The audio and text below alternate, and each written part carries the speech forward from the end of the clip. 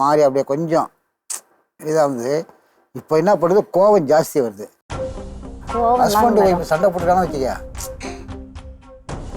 இவங்க அம்மாவை போட்டு அடிச்சிருக்கு மாமியாரை. உங்க அம்மா உங்க கூட இருக்காங்களா? வீட்டோட மாப்பிள்ளை. 2 பசங்க இருக்கு, அவங்க பார்த்துக்குவாங்க. ஸ்கூலுக்கு போயிட்டேன்னா பையன் 1.5 வயசு, அம்மாவால் மேனேஜ் பண்ண முடியாது, சாப்பாடு ஊட்ட முடியாது குழந்தைக்கு அப்படிங்கிறதுனால மாமியார் கூட இருக்கான். பாப்பாவுக்கும் அவங்க தான் கூட இருந்தாங்க. பட்டுக்கோட்டையில் வந்து பார்த்துக்கிட்டாங்க. இப்போ நான் லோக்கலுக்கே வந்துட்டேன், நான் ட்ரான்ஸ்ஃபரில். அதனால் மாமியார் வந்து குழந்தைய பார்த்துக்கிறேன், பையனை பார்த்து வளர்க்குறேன். பரவாயில்ல, உங்களுக்கு சப்போர்ட் இருக்கு, இல்லைன்னா கஷ்டம்.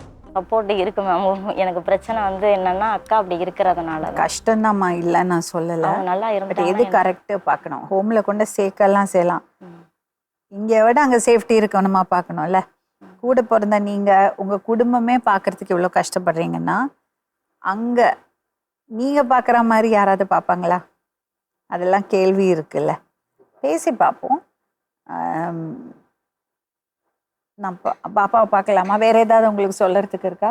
பாசமானதுமா, பாசமான பிள்ளை. இதை போல யாரும் கிடையாது.